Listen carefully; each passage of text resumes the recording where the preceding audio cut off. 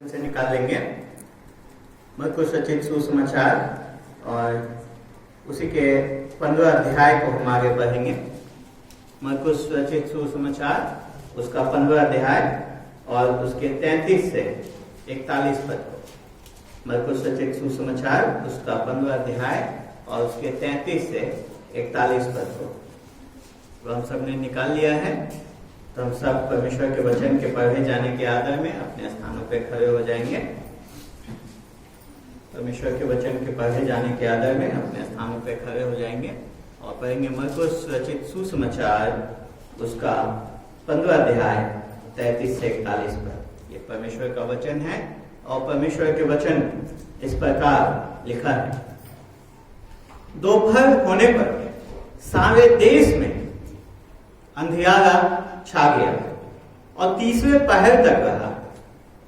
तीसरे पहर यीशु ने बड़े शब्द से पुकार कर कहा, इलोई इलोई लमा सबक्तनी, जिसका अर्थ यह है, हे मेरे परमेश्वर तूने मुझे क्यों छोड़ दिया। जो पास खड़े थे उनमें से कुछ ने यह सुनकर कहा, देखो वो एलिया को पुकारता है। और एक ने दौड़कर स्पंज को सिरके में डुबोया और सरकंडे पर रखकर उसे चुसाया और कहा, ठहर जाओ, देखें एलिया उसे उतारने के लिए आता है कि नहीं। तब यीशु ने बड़े शब्द से चिल्लाकर प्राण छोड़ दिए और मंदिर का पर्दा ऊपर से नीचे तक फटकर 2 टुकड़े हो गया। जो सूबेदार उसके सामने खड़ा था, जब उसे यूं चिल्लाकर प्राण छोड़ते हुए देखा तो उसने कहा, सचमुच यह मनुष्य परमेश्वर का पुत्र था। कई स्त्रियां भी दूर से देख रही थी।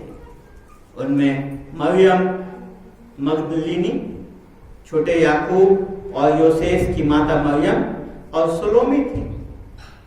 जब वो गलील में था तो ये उसके पीछे हो लेते थे और उसकी सेवा टहल किया करती थी। और अन्य बहुत सी स्त्रियां भी थी जो उसके साथ यरूशलेम में आई थी। परमेश्वर का वचन है। सब अपने स्थानों पर बैठेंगे।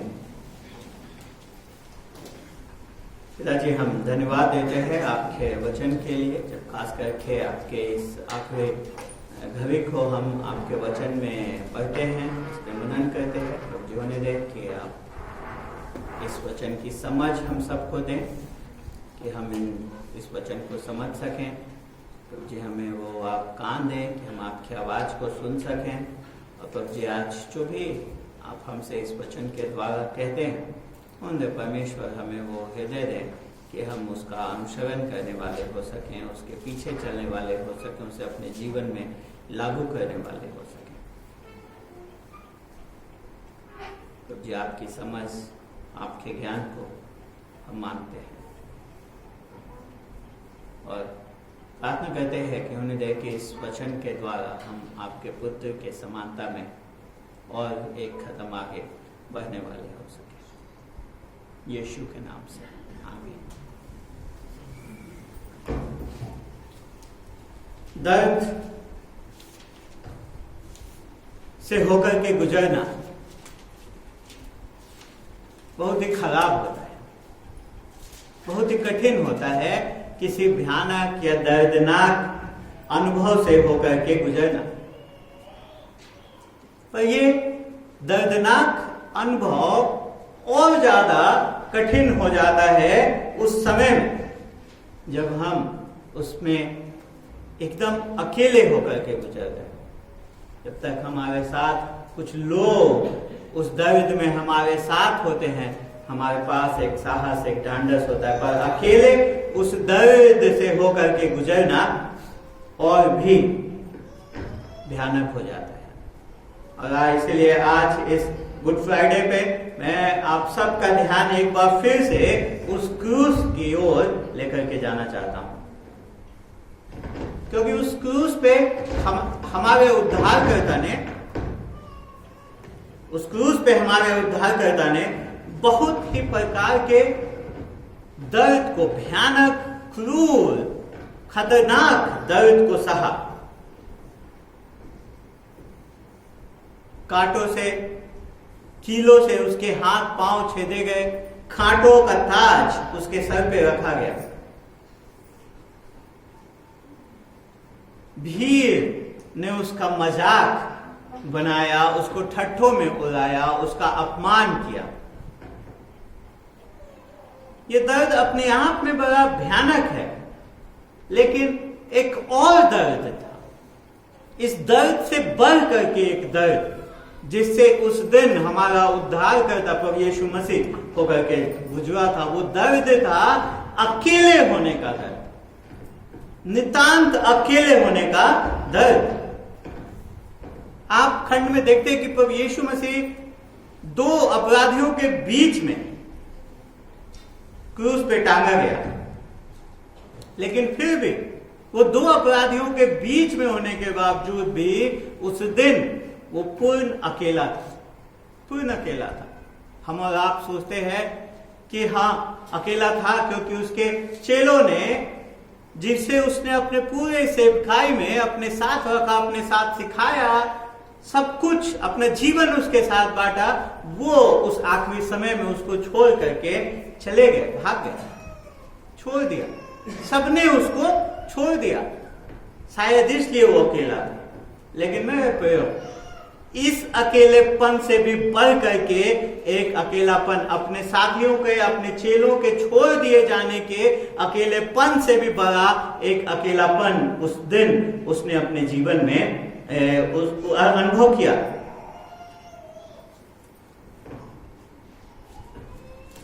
कई बार हम अपने जीवन में दुख भरी घाटियों से होकर के गुजरते हैं और हम सोचते हैं कि हम अकेले हैं, और हम ऐसा महसूस करते हैं कि शायद हम अकेले हैं, शायद परमेश्वर ने भी हमें छोड़ दिया है, शायद परमेश्वर हमें भूल गया है।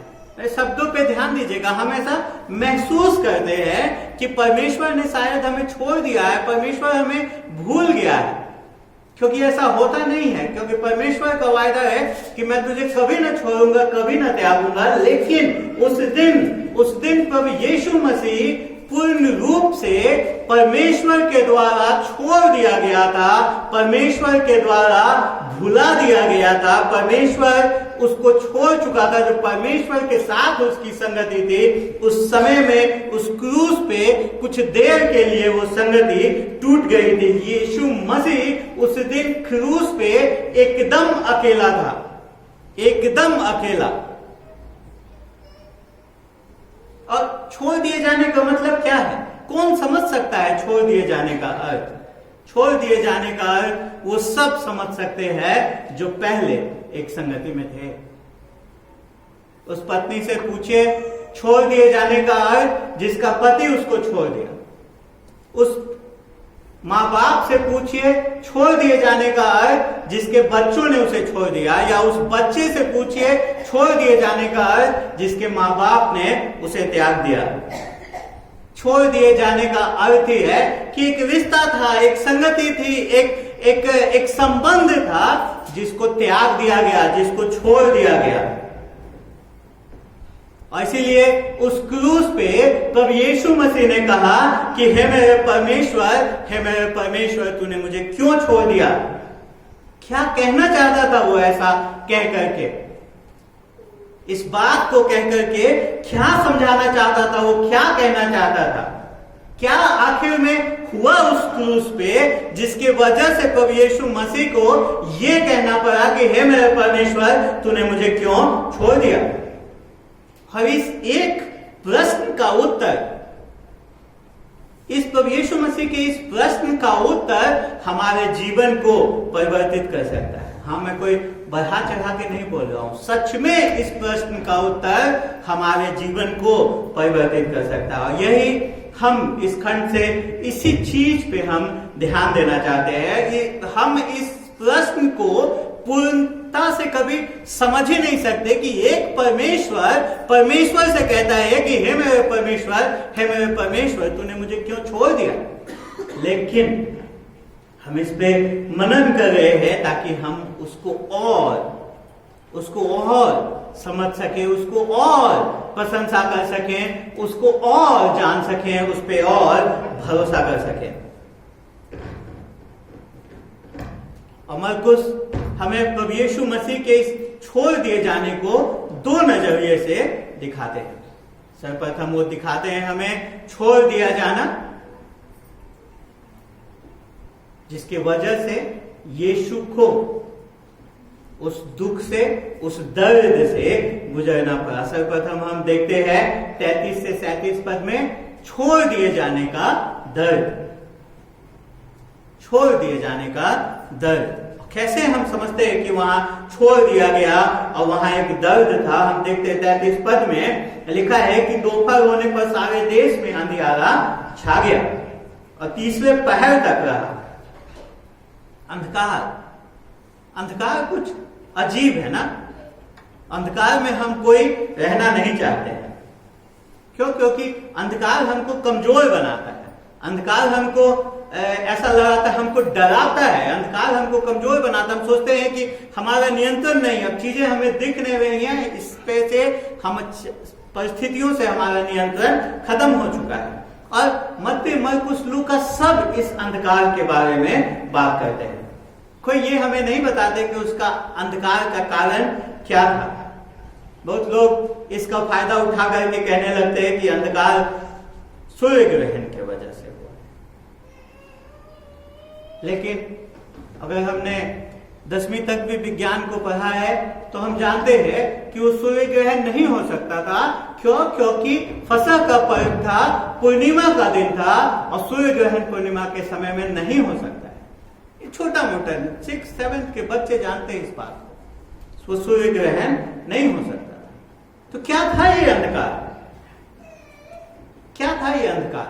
जब हम बाइबल को पढ़ते हैं तो अंधकार, अधिकतर समय अंधकार परमेश्वर के न्याय को प्रस्तुत करता है, अंधकार परमेश्वर के न्याय को चिन्हित करता है। आप जब निर्गमन के पुस्तक को पढ़ते हैं, आपको याद है मूसा के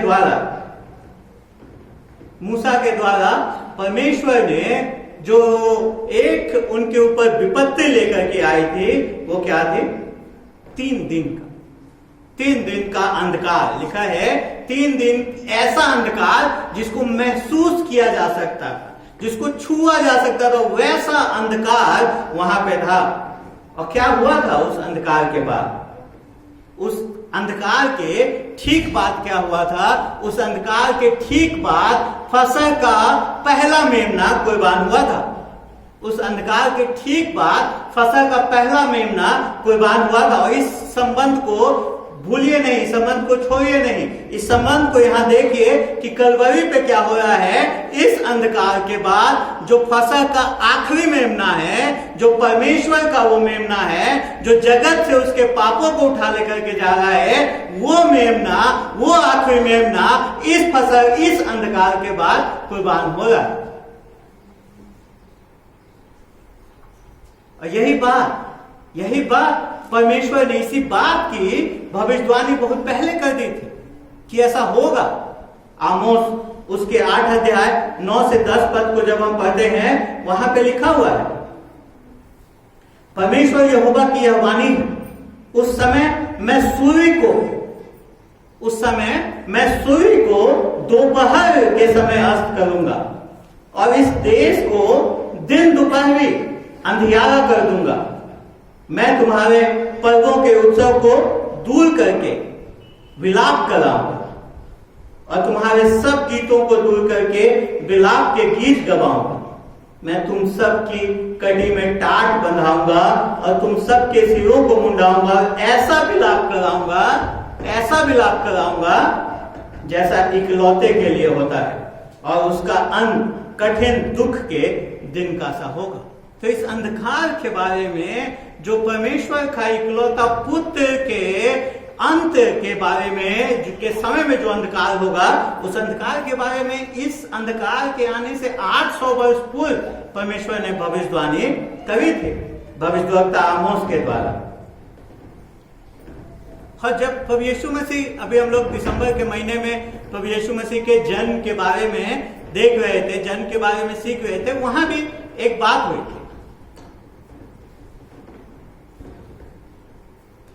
जब प्रभु यीशु मसीह का जन्म हुआ था तो एक अलौकिक प्रकाश ने आकाश को भर दिया था। एक अलौकिक प्रकाश ने आकाश को भर दिया था। आप सबको याद, जब स्वर्गदूतों की एक बड़ी टोली वहां आई, पर आज जब उसकी मृत्यु का समय है तो एक अलौकिक अंधकार में है, वहां पे एक अलौकिक प्रकाश के स्थान पे एक अलौकिक अंधकार है।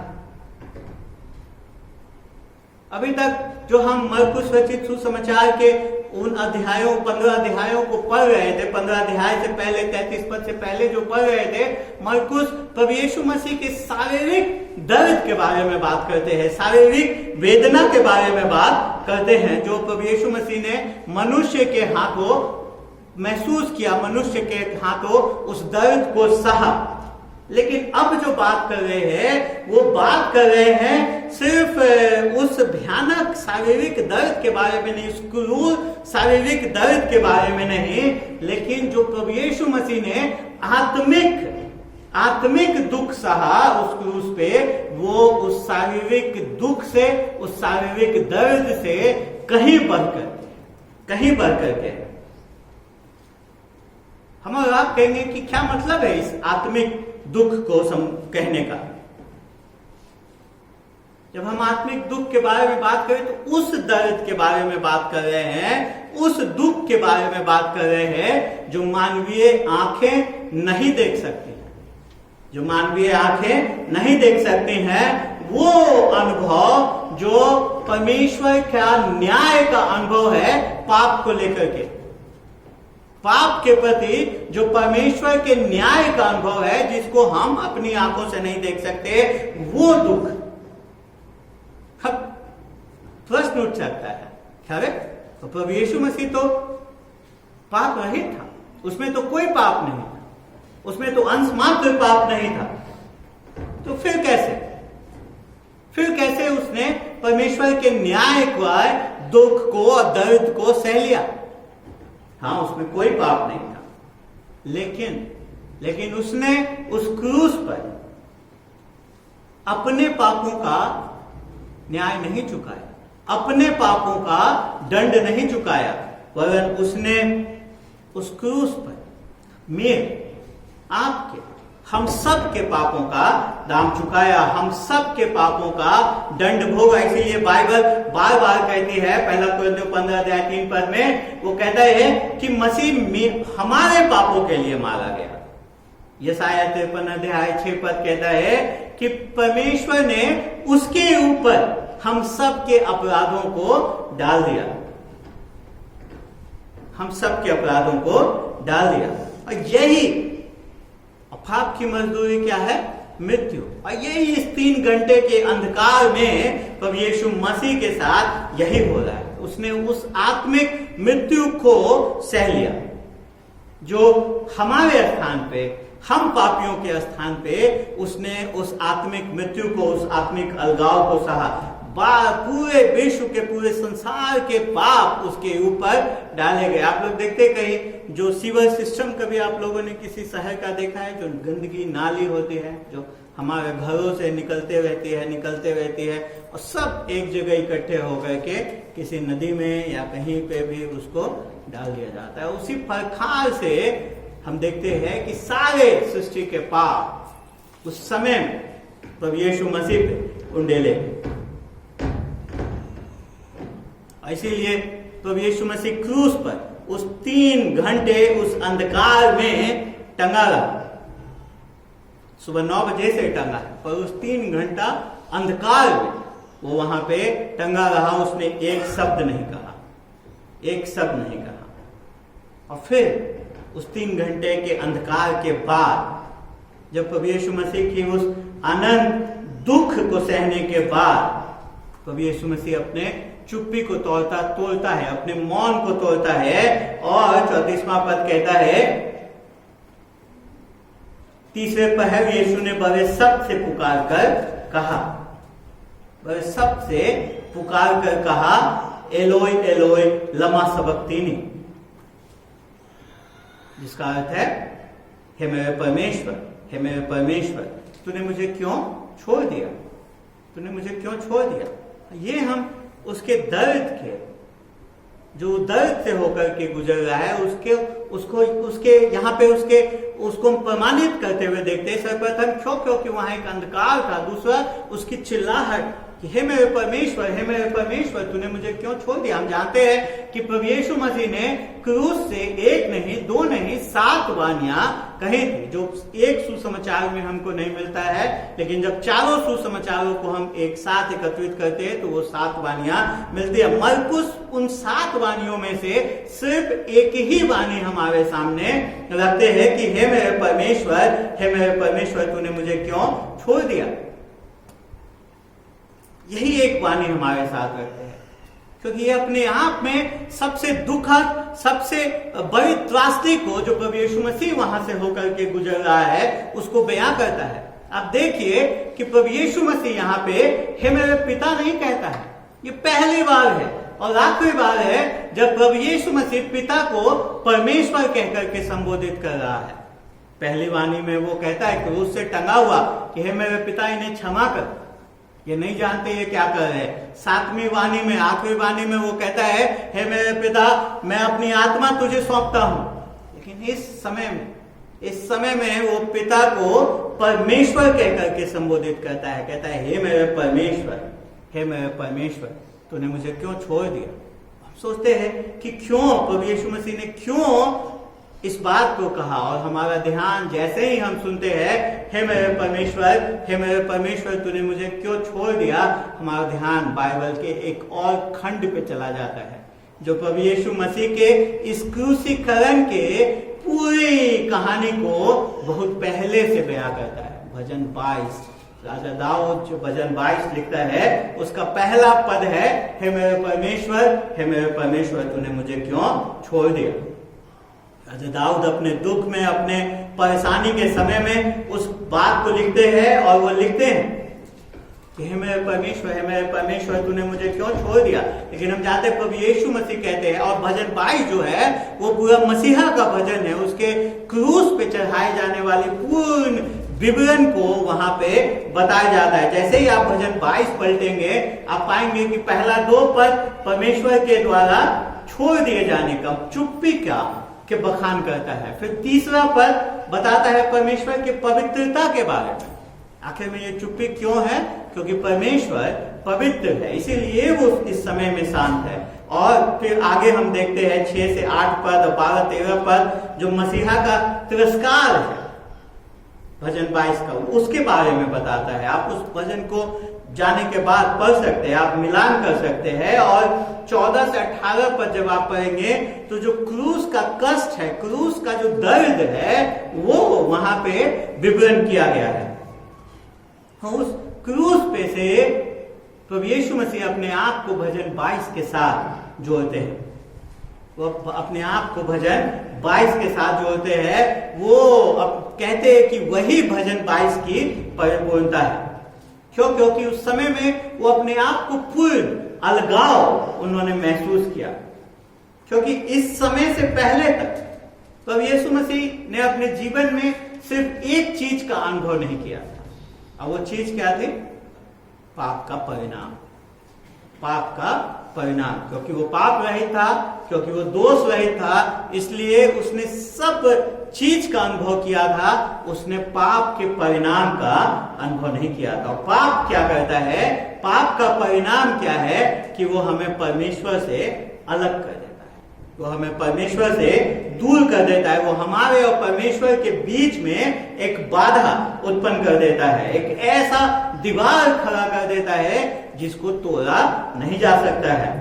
और यही एक मानवीय अनुभव था परमेश्वर से अलगाव का, परमेश्वर से दूर होने का, जिसका कि प्रभु यीशु मसीह ने कभी अनुभव नहीं किया था, क्योंकि वो पाप रहित थे। लेकिन यहाँ पे जब वो कहता है तूने मुझे क्यों छोड़ दिया, तो उसने इस पाप के परिणाम का अनुभव किया, क्योंकि इस समय में हमारे और आपके पाप उसके ऊपर लग चुके हैं। और इसलिए परमेश्वर जिसकी आंखें इतनी पवित्र हैं, हबक्कुक कहता है कि तेरी आंखें इतनी पवित्र हैं कि तू पाप की ओर, तू बुराई की ओर देख भी नहीं सकता, वो परमेश्वर ने उस समय में हमारे पापों के वजह से अपने पुत्र के साथ जो उसका अनंत संबंध था, जिसमें एक क्षण के लिए भी अलगाव नहीं था, उस समय में अपने पुत्र से उसने आंखें मोड़ ली, क्योंकि परमेश्वर की आंखें इतनी पवित्र है, वो उस पाप को देख नहीं सकता। और पाप का परिणाम जो हमें परमेश्वर से अलग करता है, परमेश्वर से दूर करता है,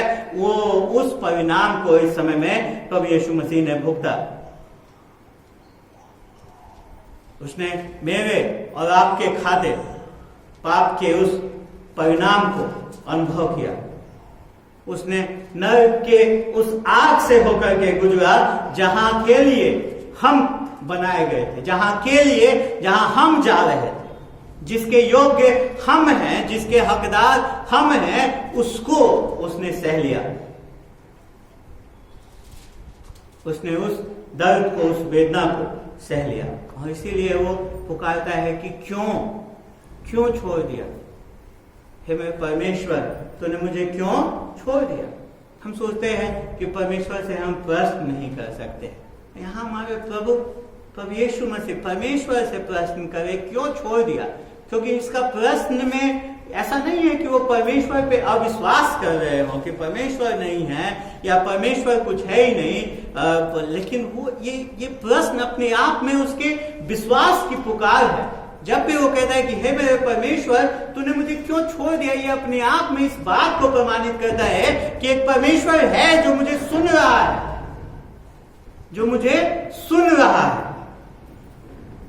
और यही चीज हम देखते हैं जब आप भजन 22 को भी पढ़ते हैं। आप देखते हैं कि भजन 22 जिसका आरंभ इस बात से होता है कि हे मेरे परमेश्वर, तूने मुझे क्यों छोड़ दिया, लेकिन उसका खात्मा इतने निराशा में नहीं होता है। उस भजन का अंत इस निराशा के साथ, इस अवसाद के साथ नहीं होता है, क्योंकि 24वां पद कहता है उसी भजन का, क्योंकि उसने दुखी को तुच्छ नहीं जाना और न उससे घृणा करता है, न उससे अपना मुख छिपाता है, पर जब उसने उसकी दुहाई दी तब उसकी सुन ली। विश्वास के साथ भजनकार राजा दाऊद इस बात को लिखते हैं कि परमेश्वर सुनता है, जबकि उसका दर्द बहुत ज्यादा है, लेकिन फिर भी भजनकार जो है, राजा दाऊद जो है, देखिए भजन को खत्म कैसे करता है 27वें पद में। वो कहता है, पृथ्वी के सब दूर दूर देश के लोगों उसको स्मरण करेंगे और उसकी ओर फिरेंगे, और जाति जाति के सब कुल तेरे सामने दंडवत करेंगे। तो यीशु मसीह ने उस अलगाव को महसूस किया, अपने आप को भजन 22 के साथ जोड़ा, इस बात को बताया कि वही भजन 22 की परिपूर्णता है। लेकिन मेरे प्रियो, क्रूस के उस तरफ प्रभु यीशु मसीह अपने आप को भजन 22 के साथ, राजा दाऊद के साथ जोड़ता है, लेकिन क्रूस के इस तरफ वो अपने आप को हमारे साथ जोड़ता है। और इसीलिए वो कहता है कि अगर कोई मेरे पीछे होना चाहता है तो अपना क्रूस उठाए और मेरे पीछे हो ले। कई बार हम इन खंड को पढ़ते हैं और कोशिश करते रहते समझने की उस दुख को, उस दर्द को जो प्रभु यीशु मसीह जिससे होकर के गुजरा, और हम उस दुख को, उस दर्द को अभिव्यक्त नहीं कर पाते हैं। कई बार हम सोचते हैं कि किस प्रकार के दुख से, दर्द से प्रभु यीशु मसीह होकर के गुजरा, तो क्या हम सच में उसके दुख को, दर्द को जानना चाहते हैं? क्या हम सच में उसके दुख और दर्द को जानना चाहते हैं? शायद नहीं, क्योंकि दुख और दर्द हमको पसंद नहीं है। लेकिन मेरे प्रियो, स्वर्ग में हम प्रभु यीशु मसीह के महिमा में सहभागी होंगे, लेकिन अभी ही एकमात्र समय है जब हम उसके दुख में सहभागी हो सकते हैं, जब उसके दर्द में सहभागी हो सकते हैं। प्रभु यीशु मसीह ने कहा हम सब अनंत जीवन पाना चाहते हैं। प्रभु यीशु मसीह ने कहा अनंत जीवन क्या है? अनंत जीवन है कि तुम उसको जानो और उसकी महिमा को, उसके हर चीज को हम स्वर्ग में जान सकते हैं, पर उसके दुख को, उसके दर्द का अनुभव हम सिर्फ और सिर्फ इस समय में जब हम इस पृथ्वी पर हैं तभी कर सकते हैं, तभी कर सकते हैं। एक बात है, कह रहे ना कि बुक नॉलेज और अनुभव से, किताबी ज्ञान और अनुभवी ज्ञान ना, तो एक हम सब जानते हैं उसके दुख के बारे में, लेकिन जब हम दुख अपने जीवन में उठाते हैं प्रभु यीशु के लिए, और प्रभु यीशु मसीह ने जिस कारण से दुख उठाया परमेश्वर के उद्देश्य को पूरा करने के लिए, जब हम उस प्रकार से अपने जीवन में दुख भोगते हैं तो हम उसके दुख का अनुभव करते हैं, जो हम सिर्फ और सिर्फ अभी कर सकते हैं, अभी कर सकते हैं। पतरस कहते हैं कि पर जैसे जैसे मसीह के दुखों में सहभागी होते हो आनंद करो, जिससे उसकी महिमा के प्रकट होते समय भी तुम आनंदित और मगन हो।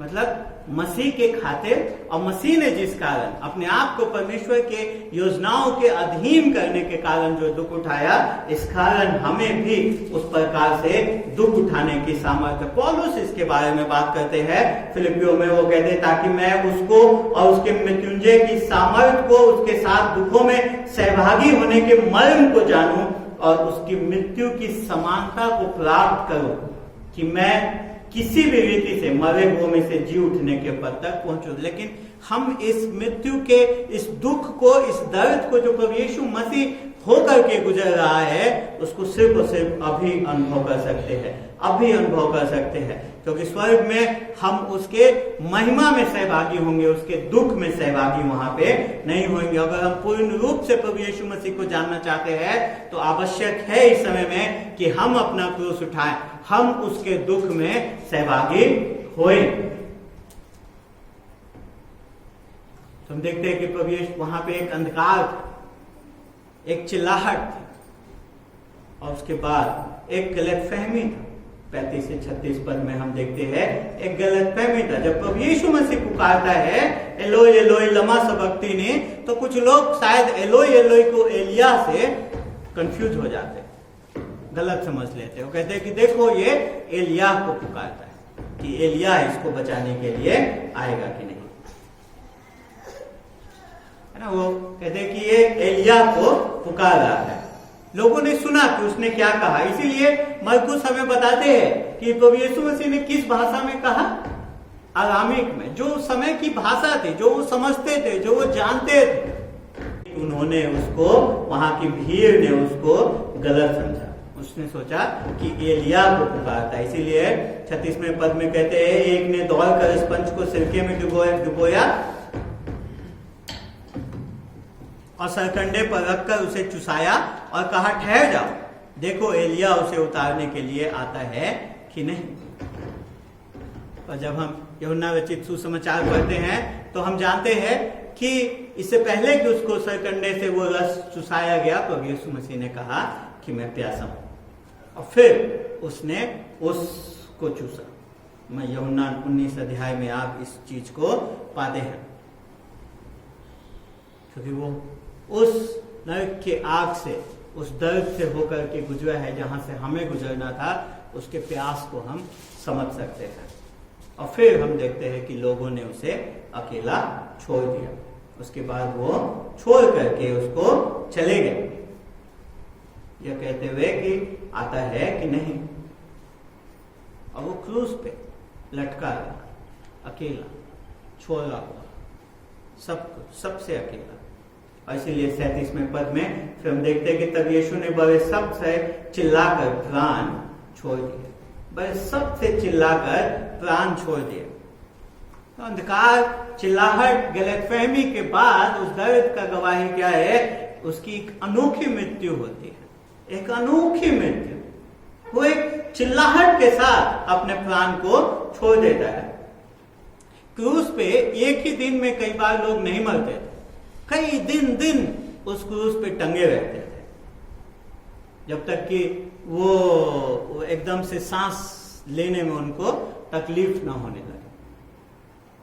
लेकिन यहां पे हम देखते कि प्रभु यीशु मसीह उस प्रकार से अंतिम समय में भी चिल्ला करके बोलता है, मतलब हर एक चीज उसके नियंत्रण में है। उसकी मृत्यु भी क्या है, अनोखी है। एक चिल्लाहट के साथ उसने अपने प्राण को क्या कर दिए, छोड़ दिए। बड़े शब्द से चिल्लाकर प्राण को छोड़ दिए। और मरकुस हमें नहीं बताते कि क्या वो चिल्लाते हैं, पर जब हम यूहन्ना को पढ़ते हैं तो एक बार फिर से यूहन्ना कहते हैं कि जब यीशु ने वो सिरका लिया तो क्या कहा, पूरा हुआ, और सिर झुकाकर प्राण त्याग दिया। तो प्रभु यीशु मसीह एक हारे हुए अपराधी के समान नहीं मरते हैं उस क्रूस पे, एक विजेता के समान मरते हैं। वो कहते हैं पूरा हुआ। वो ये नहीं कहते मैं खत्म हो गया, मेरा समय खत्म हो गया। वो कहते हैं पूरा हुआ।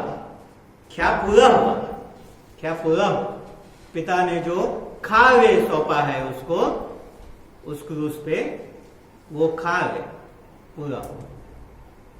पिता का कार्य, जिस कार्य के लिए वो आया था, वो कार्य पूरा हुआ। यही तो मरकुस 10 अध्याय 45 पद में वो कहते हैं ना कि मनुष्य का पुत्र इसलिए इस संसार में नहीं आया कि उसकी सेवा टहल की जाए, वो इसलिए आया कि वो आप लोगों की सेवा टहल करे और बहुतों के छुड़ौती का कारण ठहरे। वो छुड़ौती का कारण ठहरना पूरा हुआ, वो छुड़ौती का रकम अदा हुआ, वो पूर्ण रूप से दे दिया गया। जो पापियों को आजाद करने की छुड़ौती थी वो दे दी गई। अब देखते हैं कि एक बड़े दर्द से होकर के प्रभु यीशु मसीह उस क्रूस से होकर के गुजरा। तो क्रूस पे उस दर्द को, प्रभु यीशु मसीह ने जो दर्द सहा उसको हम देखते हैं। तो मेरे प्रियो, अगर सिर्फ हम यहीं रुक जाएंगे इस दर्द पे, तो ये अधूरा हो। हमें आवश्यक है कि इस दर्द के वजह से, इस क्रूस के वजह से जो लाभ हमारे जीवन में है, प्रभु यीशु मसीह के छोड़ दिए जाने का दर्द हमने देखा, लेकिन प्रभु यीशु मसीह के छोड़ दिए जाने का लाभ हमारे लिए क्या है, अगर हम उसको नहीं जाने तो हमारा जो हम यहां से निराशा में होकर के जाएंगे। इस बात को जानते हुए जाएंगे कि प्रभु यीशु मसीह मारा गया, लेकिन मेरे प्रिय, उसका मारा जाना हमारे जीवन में एक लाभ को लेकर के आता है। क्या है वो लाभ? कैसे हमको पता कि उसके वजह से हमारे जीवन में एक लाभ आता है?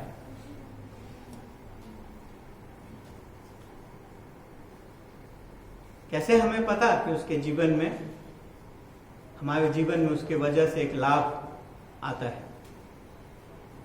38वां पद हमें बताता है कि जो मंदिर का पर्दा है वो फट जाता है। और किस दिशा में फटता है? किस दिशा में फटता है? ऊपर से नीचे, ऊपर से नीचे।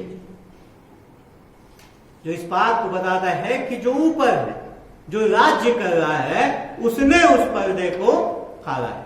अगर मुझे इस पर्दे को फाड़ना हो तो मैं कैसे फाड़ूंगा? ऊपर से, सीढ़ी मंगा के, नीचे से, जहां से मेरे पहुंच है। लेकिन वो पर्दा ऊपर से नीचे की ओर फट गया। वो दिखाता है कि परमेश्वर इस समय में कह रहा है कि उसके पुत्र के मृत्यु के द्वारा जो एक बाधा थी मनुष्य और उसके बीच में, वो बाधा खत्म होती है, वो बाधा टूट जाती है। अब लोग उसके पवित्र उपस्थिति में आराम से आ सकते हैं। अब कोई बाधा नहीं है। और उस पर्दे के फटने का भी समय ध्यान दीजिए। पर्दा 3 बजे के दरमियान, 3 बजे के करीब फटता है दोपहर में, और उस वही समय था मंदिर में संध्या के बलिदान का। वही समय पे हर एक दिन संध्या का बलिदान होता था मंदिर में। उसी समय पे वो पर्दा फटा है, इस बात को दिखाने के लिए कि आखिरी बलिदान, जो आखिरी मेमना कुर्बान होना था, वो हो चुका, वो हो चुका। मेरे प्रिय,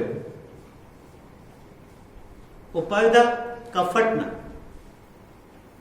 बहुत ही महत्वपूर्ण बात को हमारे जीवन में बताता है। वो बताता है कि जब प्रभु यीशु मसीह मरा तो उसने मनुष्य और परमेश्वर के बीच के बाधा को खत्म कर दिया, और जब प्रभु यीशु मसीह मरा तो उसने परमेश्वर तक जाने का मार्ग खोल दिया, परमेश्वर तक जाने का मार्ग खोल दिया। और यही बात जब आप इब्रानियों की पत्र पढ़ते हैं, आप उस बात को इब्रानियों 10 में इब्रानियों का लेखक इसी बात को बताता है। कहीं भी जाने के लिए एक मार्ग की आवश्यकता होती है। अगर मैं आपको बताऊं कि ये सड़क उस पार्क तक जाती है, तो इस सड़क पे अगर आप चल जाएंगे तो आप उस पार्क तक पहुंच जाएंगे। और प्रभु यीशु मसीह स्वर्ग जाने के उस मार्ग को हमारे सामने खोल देता है, क्योंकि ये एकमात्र मार्ग स्वर्ग तक जाने। इसलिए प्रभु यीशु मसीह ने कहा था पहले कि मैं ही मार्ग, जो मेरे द्वारा आएगा वही पिता तक पहुंच पाएगा, बिना मेरे कोई पिता तक नहीं पहुंच सकता है।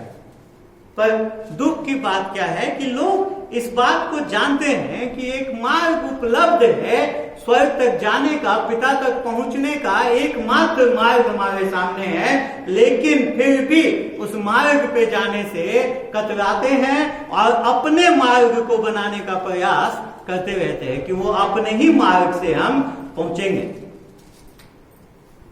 यही हम आप करते रहते हैं। आज हमने सुना कि प्रभु यीशु मसीह क्रूस पे पापियों के वजह से, पापियों के लिए मारा गया,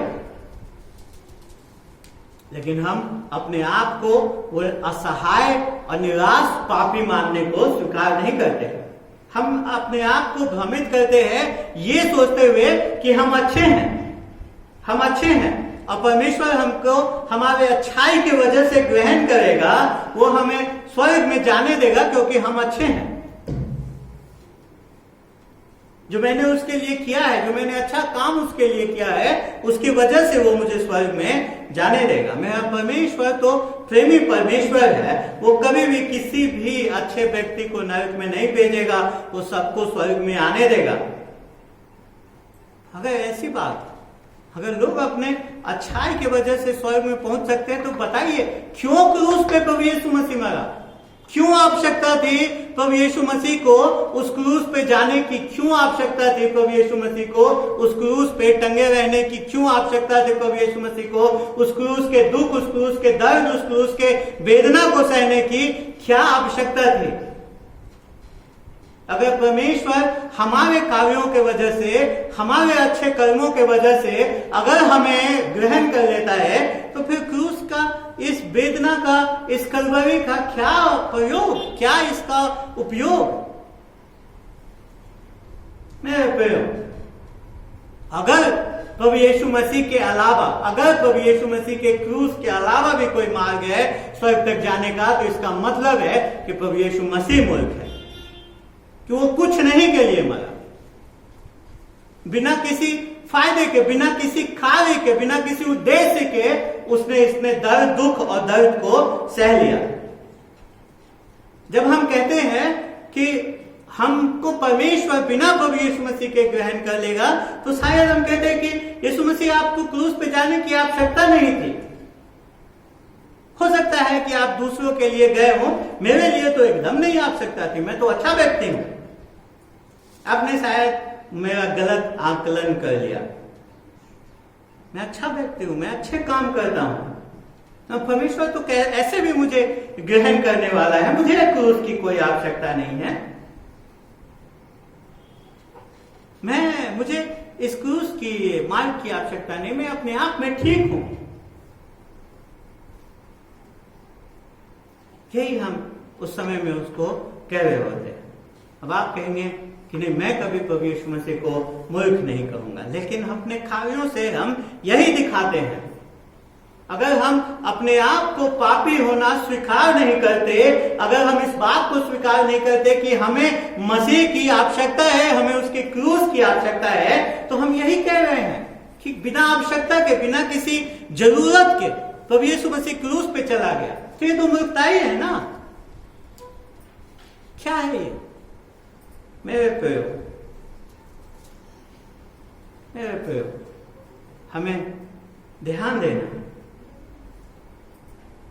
कि हम क्या कहते हैं और हम क्या करते हैं। एक व्यक्ति कुछ भी कह सकता है, लेकिन जब वो कह सकता है कुछ भी, लेकिन जब वो प्रभु यीशु मसीह को पे भरोसा करने से इनकार कर देता है, अपना उद्धारकर्ता के रूप में भरोसा करने से इनकार कर देता है, तो उसकी करनी कुछ अलग ढंग से बयान करती है। और अगर आप इस प्रकार से हैं, अगर आप अभी तक अपने कर्मों, अपने कार्यों के वजह से सोच रहे कि परमेश्वर आपको ग्रहण करेगा, तो मेरे प्रियो, इस फटे हुए पर्दे को देखिए, इस क्रूस को देखिए, इस फटे हुए पर्दे को देखिए, प्रभु यीशु मसीह पे भरोसा कीजिए और उस उद्धार को पाइए। आप शायद अभी भी उस क्रूस के लाभ के प्रति आप पूर्ण रूप से कन्विंस नहीं हुए हैं। तो एक और बात देखिए, 39वें पद में एक सूबेदार गवाही देता है, एक सूबेदार गवाही देता है। सूबेदार जो उसके सामने खड़ा था, वो गवाही देता है कि ये सच में परमेश्वर का, सचमुच यह मनुष्य परमेश्वर का पुत्र था। एक सूबेदार जो यहूदी को कभी पसंद नहीं करता है, कि रोमी सूबेदार जो यहूदी से नफरत करता है, यहूदियों को पसंद नहीं करता, वो ये गवाही देता है। देखिए, प्रभु यीशु मसीह की मृत्यु सिर्फ और सिर्फ हमारा परमेश्वर के साथ संबंध को ही नहीं अच्छा कर रहा है, मनुष्य के साथ संबंध को भी बहाल कर रहा है। कि रोमी और एक यहूदी जो कभी एक दूसरे को आमने सामने नहीं हो सकते थे, कभी एक दूसरे को पसंद नहीं करते थे, वो सूबेदार उस यहूदी प्रभु यीशु मसीह के बारे में गवाही दे रहा है। वो जिस प्रकार से प्रभु यीशु मसीह के प्राण निकले, उससे वो क्या हुआ? प्रभावित हुआ। उसका काम था लोगों को क्रूस पे चढ़ाना। उसने कई लोगों को मरते हुए अपने जीवन में देखा होगा। एक प्रकार से वो डेथ सर्टिफिकेट देने का उसका काम था। वो व्यक्ति देखता है कि प्रभु यीशु मसीह औरों से एकदम भिन्न रूप से मरा। लोग क्रूस पे जो सैनिक होते थे उनको गंदे गंदे शब्द कहते थे, बड़े भद्दे अभद्र शब्दों से उनके बारे में बोलते थे, क्योंकि वो हारे हुए से मरते थे। पर यहाँ यीशु मसीह मर रहा है, तो वो मरते हुए भी दिखा रहा है कि उसके अपने नियंत्रण में सब चीजें हैं। इसलिए वो अंतिम में मरने से पहले भी कहता है कि हे मेरे पिता, मैं अब अपनी आत्मा तेरे हाथ में सौंप देता हूं, मैं सौंप देता हूं। मेरे से कोई ले नहीं लेता है, मैं इसको सौंप देता हूं। एक गैर यहूदी, एक रोमी सैनिक उसकी मृत्यु से प्रभावित होता है, और इसलिए वो प्रभु यीशु मसीह के पहचान को क्या बताता है। वो कहता है कि ये सचमुच यह मनुष्य परमेश्वर का पुत्र था। ये कौन कह रहा है? कि रोमी सैनिक है। मेरे कुछ मित्र हैं जो परमेश्वर में भरोसा नहीं करते, नास्तिक हैं, लेकिन वो कहते हैं कि क्योंकि परमेश्वर सिर्फ कमजोर और बच्चों के मानने के लिए है। मेरे प्रियो, यहाँ पे एक रोमी सूबेदार है। वो कोई कमजोर व्यक्ति नहीं, वो कोई बच्चा नहीं, वो कोई भावनात्मक रूप से बहने वाला व्यक्ति नहीं। एक ऐसा व्यक्ति जो मृत्यु को देखता है, मृत्यु को देता है, लोगों को मृत्यु क्रूस पे चढ़ाता है, उनकी मृत्यु को सुनिश्चित करता है। वो व्यक्ति कह रहा है कि सचमुच यह मनुष्य परमेश्वर का पुत्र था। सचमुच ये मनुष्य परमेश्वर का पुत्र था। ये व्यक्ति, ये अभी कुछ देर पहले प्रभु यीशु मसीह को ताड़ना दे रहा था। ये व्यक्ति कुछ देर पहले प्रभु यीशु मसीह का अपमान कर रहा था। ये व्यक्ति कुछ देर पहले प्रभु यीशु मसीह को ठट्ठों में उड़ा रहा था, लेकिन अब प्रभु यीशु मसीह का मृत्यु उसको परिवर्तित कर देता है। वो एक परिवर्तित व्यक्ति है। वो विश्वास करता है, सच्चा विश्वासी हो गया, ये नहीं पता, लेकिन उसकी गवाही हमारा ध्यान अपनी ओर खींचती है। और फिर मरकुस हमें एक और विवरण देते हैं 40 से 41 पद में। वो हमें बताते कई स्त्रियां भी दूर से देख रही थी, उनमें मरियम मगदलीनी, छोटे याकूब और योसेस की माता मरियम और सलोमी थी। जब वो गलील में था तो वो उसके पीछे हो लेते थे और उसकी सेवा टहल किया करते थे, और अन्य बहुत सी स्त्रियां भी थी जो उसके साथ यरूशलेम में आई थी। वो एक अलग हो, उन स्त्रियों की ओर हमारा ध्यान ले जाते हैं। कहते कि वो स्त्रियां देख रहे थे, एक दूरी से देख रहे थे। क्यों मरकुस हमें ये सब नाम भी बता रहे हैं, और क्यों मरकुस बता रहे हैं कि ये स्त्रियां देख रही थी? क्यों? वो बताना चाहते हैं कि सिर्फ सूबेदार ही नहीं, ये स्त्रियां प्रभु यीशु मसीह के मृत्यु के गवाह थे। बहुत लोग इस बात को कहते हैं कि प्रभु यीशु मसीह उस दिन क्रूस पे मरा नहीं था, वो बस बेहोश हो गया, और फिर जब उसको कब्र में रखा गया तो ठंडी हवा के से और इस प्रकार से वो होश में आ गया। तो वो पुनरुत्थित नहीं हुआ, वो बेहोश था और होश में आ गया। लेकिन इसीलिए एक सूबेदार इस बात की गवाही देता है। और आगे हम देखते हैं कि जब यूसुफ पहुंचता है और सब उसका शरीर लेने के लिए, तो जो पिलातुस है वो बुलाता है सूबेदार को, क्या वो मर गया?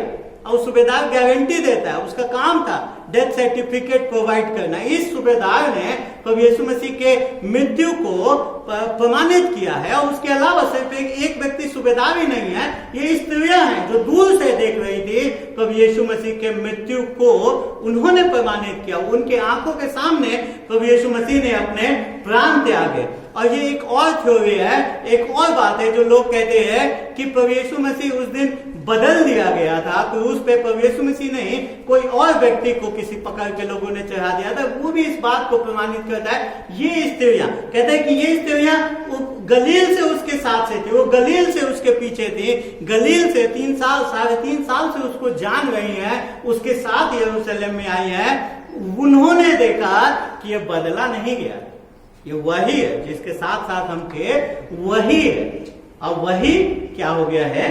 मर गया है, वो मर गया है। तो वो उसके मृत्यु को प्रमाणित करते हैं, पर साथ ही साथ वो उसके मृत्यु के ही सिर्फ गवाह नहीं है, वरन ये वही स्त्रियां होंगी जो उसके पुनरुत्थान की भी गवाह होंगे, उसके पुनरुत्थान की भी गवाह होंगे। अब एक बार फिर से लोगों को कुछ न कुछ बोलने का सरल है, कुछ न कुछ बोलते रहते हैं। जब सच्चाई से नहीं मानना चाहते तो कुछ न कुछ अपने चीजों को लेकर के आते हैं लोग। कुछ लोग कहते हैं कि प्रभु यीशु मसीह पुनरुत्थित नहीं हुआ था, कब्र इसलिए खाली था क्योंकि उसके चेले गलत कब्र पे पहुंच गए थे।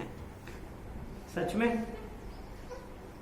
मरकुस कहते हैं ये स्त्रियां देख रहे थे, उसके पीछे पीछे गए, उन्होंने कब्र को पहचाना, चिन्हित किया, इसी उद्देश्य से कि कल आकर के फिर से रविवार को आकर के फिर हमें इस पे लेप चढ़ाएंगे।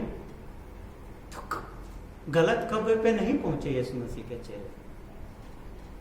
यही स्त्रियां तो यीशु मसीह के पुनरुत्थान की भी गवाह होंगी। 16 अध्याय 1 पद जब आता है, आप मिला लीजिए 15 अध्याय के आखिरी कुछ पदों को और उन नामों को। 16 अध्याय के 1 पद में, जब सब्त का दिन बीत गया तो मरियम मगदलीनी और याकूब की माता मरियम और सलोमी ने सुगंधित वस्तुएं मोल ली। यहाँ पे कौन थी? मरियम मगदलीनी, छोटे याकूब और योसेस की माता मरियम और सलोमी थी। और कब्र पे कौन पहुंचा?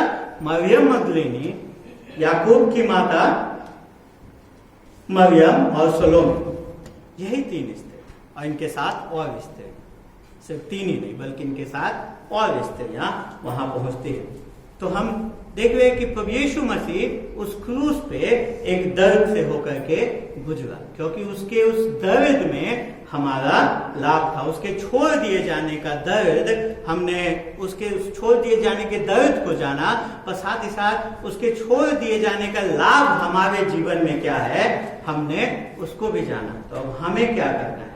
मैं कह रहा हूं, हमें इस बात को समझना है कि प्रभु यीशु मसीह उस दिन क्रूस पे परमेश्वर के द्वारा छोड़ दिया गया ताकि हम ग्रहण किए जाए, ताकि वो हमें ग्रहण कर सके। और हमें इस बात पे भरोसा करना है, हमें इस बात पे विश्वास करना है।